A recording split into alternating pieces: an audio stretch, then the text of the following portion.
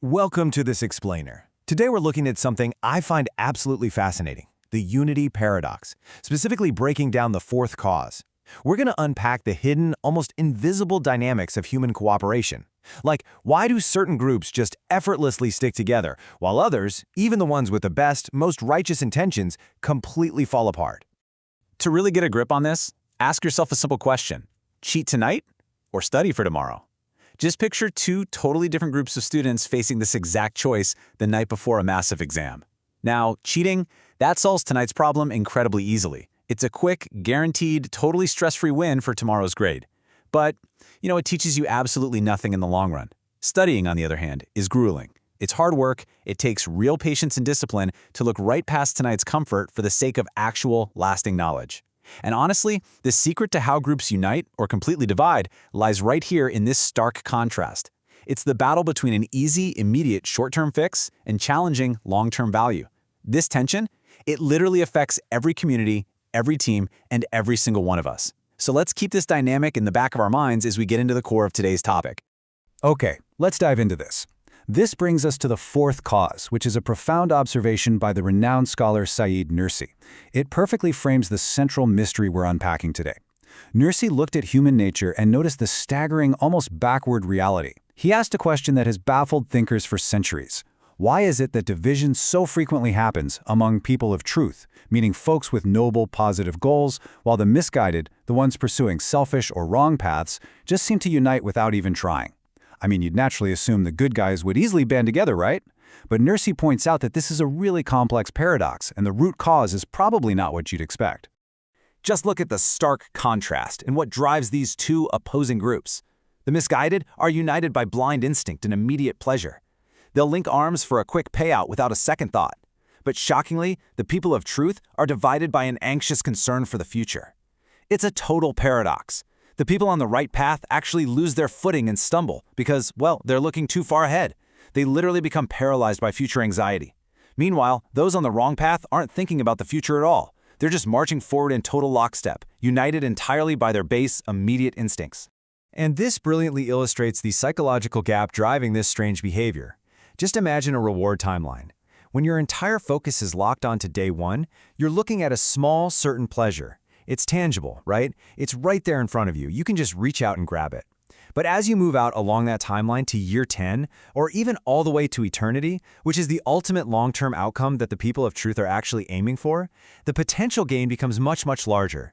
But crucially, it also feels incredibly uncertain. It's distant. It's abstract. Let's be real. It is incredibly hard for the human mind to commit to a massive eternal outcome way down the road when a small, guaranteed reward is staring us right in the face today. So why do the misguided unite so well and so quickly? Well, because they heavily favor immediate pleasure. They rely completely on blind instinct rather than careful foresight, and they highly prefer small, certain, immediate gains. Because of this, they are bound incredibly tightly by this shared, short-term thinking. Think of it as this frantic, instinctual, gravitational pull. Everyone in that group is rushing headfirst toward the exact same immediate dopamine hit, the exact same worldly reward.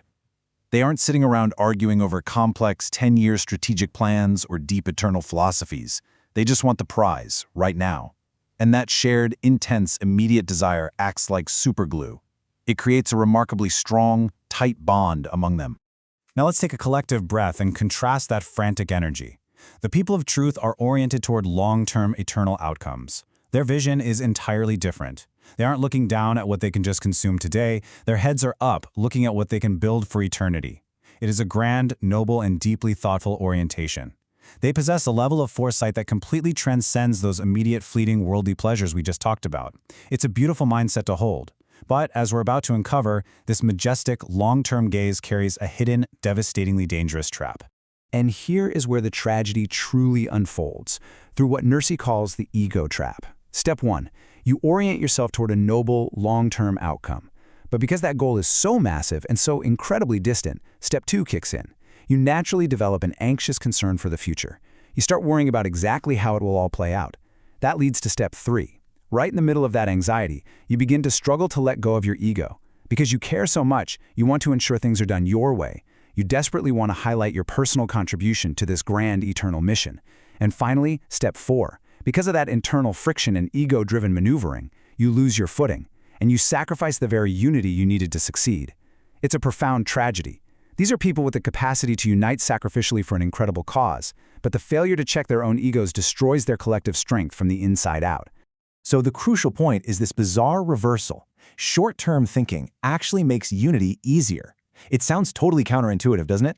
But it's true, because everyone is blindly chasing the exact same immediate, uncomplicated interest. Long-term thinking, on the other hand, makes unity harder. Having a grand, complex vision creates a massive vacuum for personal desire and ego to just sneak right in. When everyone is hyper-focused on an eternal goal, everyone naturally thinks their specific method for getting there is the absolute best and the most important. The ego violently gets in the way of cooperation. And that leads to this heartbreaking irony, where the most noble groups splinter and divide over the details, while the most misguided groups just march together in this unbreakable, unquestioning unity. This tension, this constant, grinding friction between the immediate present and the eternal future is entirely timeless. As the Quran states in Surah Al-Alaq, you prefer the life of this world, but the hereafter is better and more lasting. It perfectly distills the very essence of everything we've just unpacked today, and it serves to completely re-anchor our moral compass. Yes, the short term, the life of this world, offers an immediate unified pleasure that our human instincts naturally prefer and gravitate toward. But the long term, the hereafter, is ultimately better and more lasting. It serves as a profound reminder to the people of truth why they must actively work to overcome their ego and their anxiety in order to achieve true, meaningful, and lasting unity. Which brings us to a deeply provocative question I want to leave lingering in your mind today. Have you ever sacrificed a long-term goal for a short-term gain?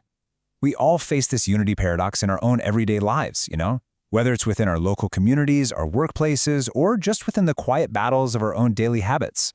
Do we choose the easy, instantly gratifying cheat for tonight?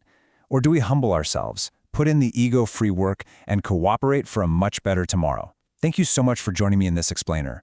I really hope this incredibly deep philosophy has given you a powerful new lens on human nature. Take this final question with you today, apply it to your own life, and I'll see you next time.